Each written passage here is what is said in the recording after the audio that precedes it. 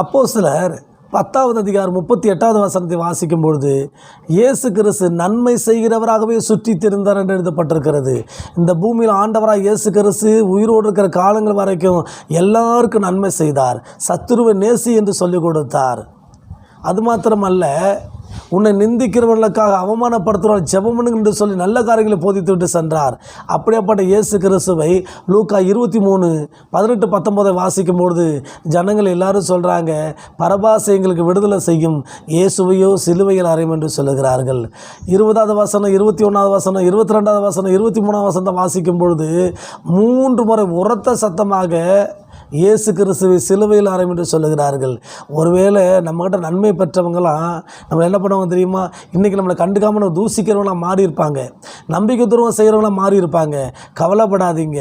எத்தனை முறை இயேசு கிறிஸ்துவ சிலுவையில் அறையுங்க சிலுவையில் சொன்ன கூட்டங்கள்லாம் வெட்கப்படும்படியாக ஆண்டவராக இயேசு கிறிஸ்து உயிரோடு எழும்பி வந்து இன்னைக்கு அவர் ஜீவிக்கிறது போல உங்கள் வாழ்க்கையில் நீங்கள் நன்மை செய்து கஷ்டப்படுறீங்களா? கவலைப்படாதீங்க. இயேசு கிறிஸ்து உங்களை மீண்டும் கட்டி எழுப்புகிற தேவனாக இருக்கிறார். உங்களை ஆசீர்வதிக்கிற தேவனாக இருக்கிறார். கர்த்தராகிய இயேசு கிறிஸ்துவை விசுவாசிங்க.